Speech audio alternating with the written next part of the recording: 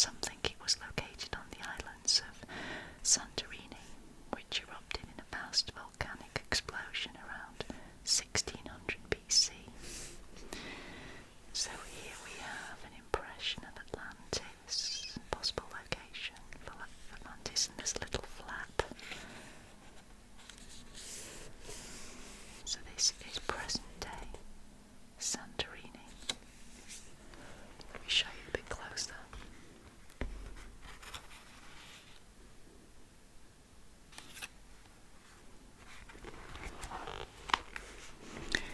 Up here we have a jar showing tantalus, and this is Promethean fire.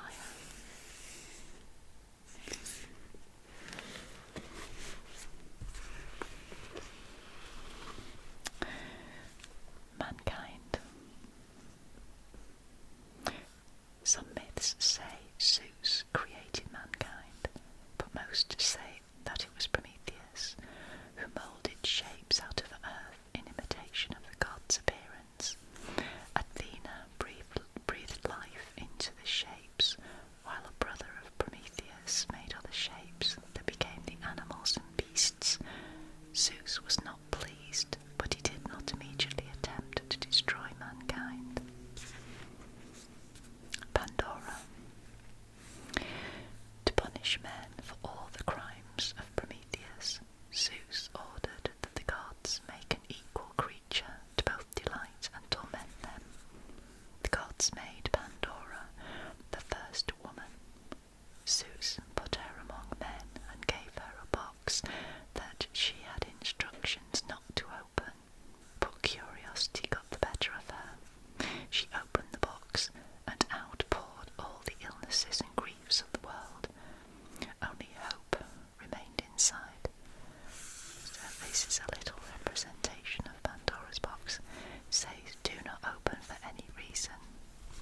Well, I'm going to open it. Let's have a look inside. If I can get it open.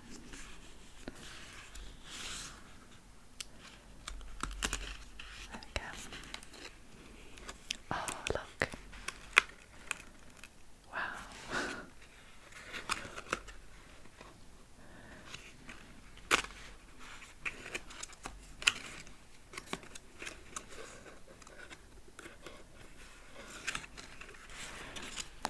So right underneath is hope. It says, now you've done it, you couldn't resist opening the box, could you?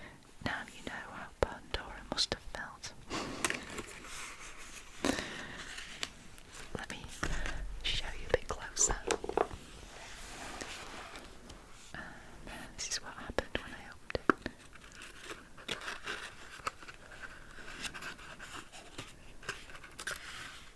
At least hope is left inside.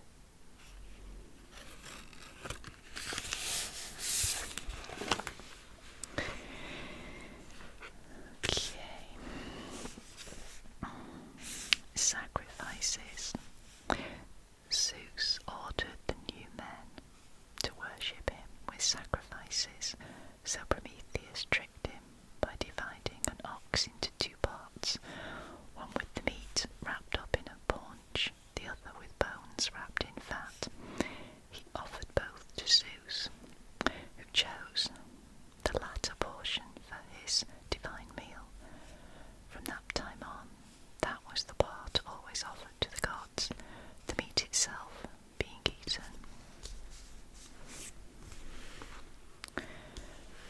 The flood. In order to test the goodness of mankind, Zeus disguised himself as a mortal and visited the house of a man named Lycia. Zeus explained who he really was, but instead of worshipping him, Lycian tried to kill him. Zeus turned Lycian into a wolf and decided to destroy the rest of the human race with a great flood. However, Prometheus warned two pious worshippers, Deucalion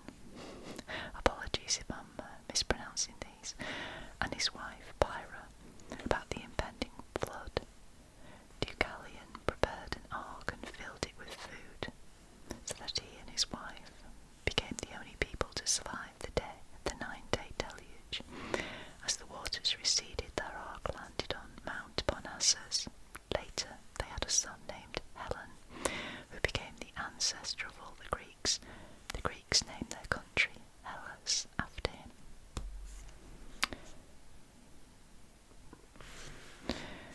So we've got Ages of Man, beer, gold, and Ages of Man, bronze.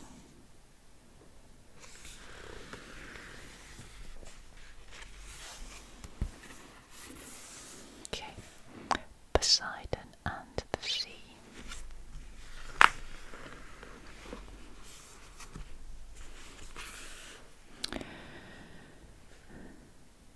Sunion, the site of the temple of Poseidon, stands on a promontory near Athens. There a watch was kept on all the ships approaching the city. Poseidon, god of the sea, was with Athena, one of the chief gods of Athens and an important god for the Mediterranean world, where so much travel and trade went by sea.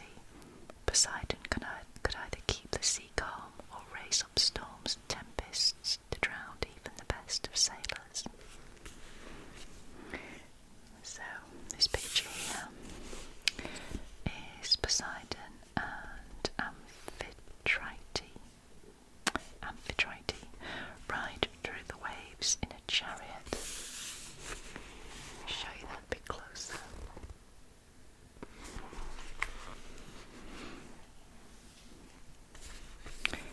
Poseidon and Amphitrite. Poseidon's wife was called Amphitrite. When he first wooed her, she fled and hid in the Atlantic Ocean, so Poseidon sent a dolphin to chase after her and bring her back.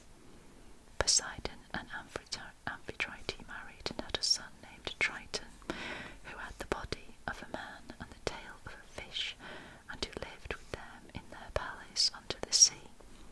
Triton carried a conch shell, which he could blow, either to raise or quieten the winds. Poseidon himself carried a trident, and he and Amphitrite are often shown in Greek paintings, riding across the ocean in a chariot pulled either by mythical creatures known as hippocamps, which are half horse and half fish, or by horses themselves. Horses were sacred to Poseidon, and some myths say that he created them as a gift for the Athenians. And here's Triton blowing his conch, as you can see.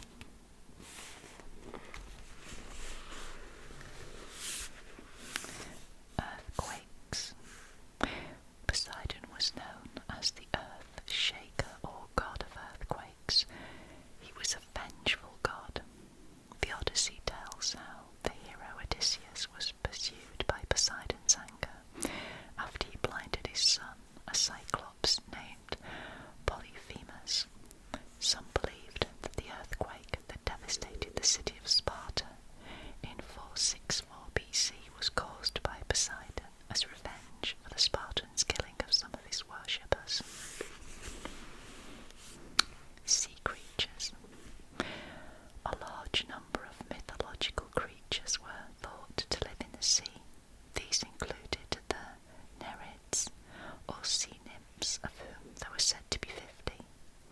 The sea nymph Thetis was the mother of the Greek hero Achilles. There were also a number of half-beast, half-fish creatures, such as the hippocamps. In later Greek myths, there were Tritons, a race of beings that looked like Poseidon's son Triton, and there was Delphin, the faithful dolphin attendant of Poseidon, who had brought Amphitrite to him. There were many monsters in the sea, including Scylla and Charybdis, and the Ketia, serpent-like monsters with very sharp teeth. Perseus slew one of the Ketia while rescuing Andromeda, a maiden who was chained to a rock at the edge of the sea. Then we have the Odyssey. Let me show you that.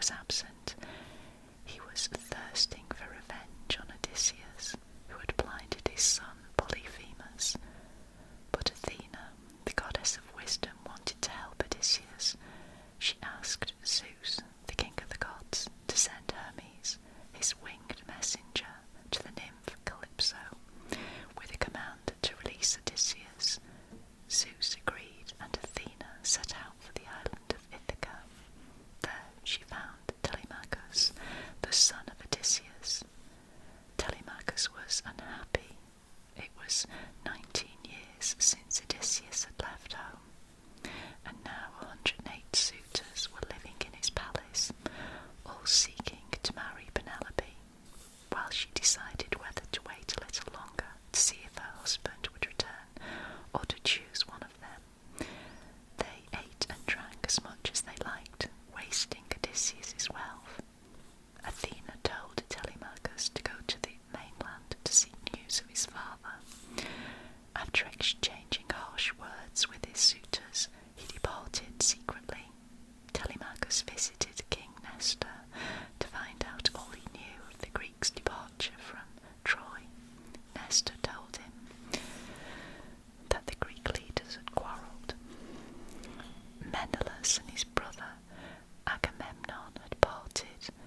Menelaus' ship had been blown to Egypt in a storm, while Agamemnon had got home safely, only to be murdered by his wife. After 7 years, Menelaus had returned to Sparta. Nestor told Telemachus to seek Menelaus out to ask his advice. Menelaus was glad to see Telemachus. He said that in Egypt, a sea nymph had shown him how to capture the old man of the sea, so that he could find out how to return to Greece. He had disguised himself in smelly sealskin and held the old man down until he stopped changing shape. Then the old man showed Menelaus the way home and told him that Odysseus was still alive on Calypso's island. Cheered by the news that his father was alive, Telemachus decided to return to Ithaca, but he discovered that the suitors were planning to ambush him on the way back. Meanwhile, Hermes had flown to Calypso's isle. He told her of Zeus's command to let Odysseus go. The nymph reluctantly obeyed. She led Odysseus to a forest and gave him provisions and the tools he needed to build a raft. When the raft was ready, Odysseus set sail. He had almost reached Ithaca when Poseidon realized what was happening. He smashed Odysseus' raft to pieces with a trident. Odysseus had to swim for 2 days until he reached Thessaea. There, Athena sent Princess Nausicaa of the Phoenicians a dream, telling her to seek out a stream. In the morning, she obeyed and found Odysseus there. She suggested that he ask her parents for help. The king and queen were happy to help, but first they wanted to hear about his adventures, so Odysseus told them. After my men and I left Troy, we sacked a city in the land of the Sisones. The next day, an army of angry Sisones attacked us and we had to escape. Zeus raised a storm which drove us to the land of the lotus eaters. 3 of my men ate the lotus plant. They fell under the spell of lotus and I had to drag them to our ships and tie them to the masts. We sailed on until we reached the land of the Cyclops. There we were captured by a huge Cyclops named Polyphemus, a son of Poseidon. He ate 2 of my men for supper and 2 more for breakfast. I sharpened a long steak and offered him a skin full of strong wine. Never having tasted wine, he became drunk. He fell asleep, and I blinded him with a steak. Since he could not see us, he waited outside his cave. He wanted to stop us from escaping, but when he let his goats out in the morning, we got away by clinging on beneath their bellies. We sailed to the island of Aeolus, the god of winds. He sent a wind to blow us home and gave me a bag of storms. We had almost reached Ithaca when my men untied the bag. The storms flew out and blew us back to Aeolus. He would not help us again, so we sailed on to Lystragoma. The sun never sets there, and the people are giants. They chased after us, throwing huge boulders. All of our ships sank except my own. With a few surviving men, I reached the island of of Circe, but when my men went to greet Circe, she turned them into swine. Hermes had warned me about her and given me a charm to stop her magic. When she raised her wand, I raised my sword. She changed the swine back into men, and we stayed there a while. She said that I would never get back to Ithaca unless I had visited the kingdom of Hades, the god of the dead, to speak to the shade of the blind Tiresias. Circe showed me the way. When I arrived in Hades, I sacrificed a lamb, and the shade of Tiresias came. He told me what to do. I spoke to the shades of many people, including my mother, whom I did not know was dead, and my old friend, the hero Achilles.